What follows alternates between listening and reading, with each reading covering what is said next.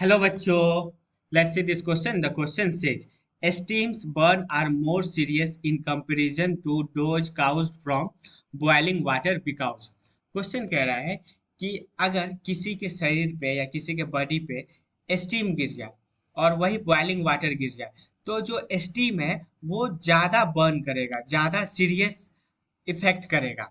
ऐसा क्यों? बिकॉज ऐसा क्यों?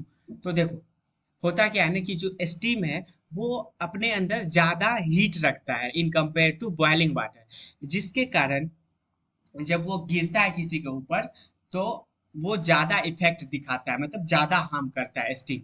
तो इसका की कॉन्सेप्ट हो जाता है, इसका की कॉन्सेप्ट हो जाएगा स्टीम्स कंटेंट,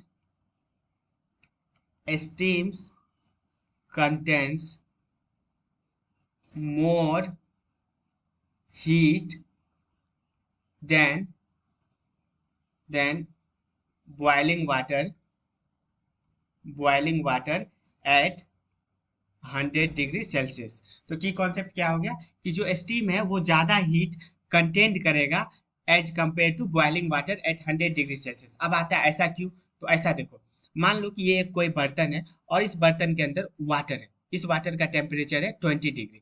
अब इसको अपन हीट दिए और ये वाटर बने, ये वाटर का टेम्परेचर हो गया कितना? 80 डिग्री। ठीक है, यहाँ पे जो हीट दिए ये आ गया Q1।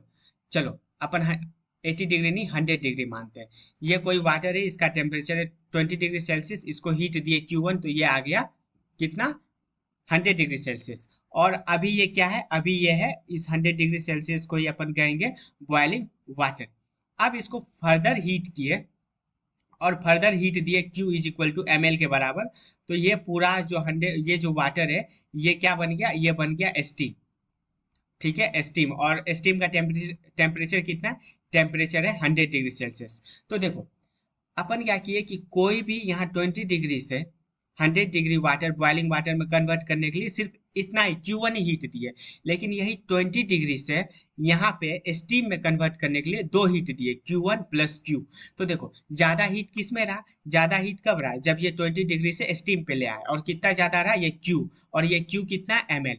तो ये ml जो है, ये ml क्या है? ये ml एक्स्ट्रा हीट है जो कि स्टीम अपने अंदर रखता है। तो जब वो गिरता है ना किसी के बॉडी पे या कहीं पे भी, तो इसलिए ये ज्यादा सीरियस इफेक्ट करता है as compare to boiling water. अब ऑप्शंस पे आता है, ऑप्शन पे आते हैं steam at 100 degree Celsius carries the same heat. नहीं, ये ऑप्शन तो नहीं, सेम हीट नहीं। स्टीम इज मोर रिएक्टिव, ये ऑप्शन भी नहीं है। Steam has less surface tension so it burns, नहीं, सरफेस टेंशन का कोई बात ही नहीं है, यहाँ पे टेम्परेचर और हीट का बात हो रहा है। Steam at 100 degree Celsius carries more heat than water at 100 degree Celsius. Hence option number D is the correct answer.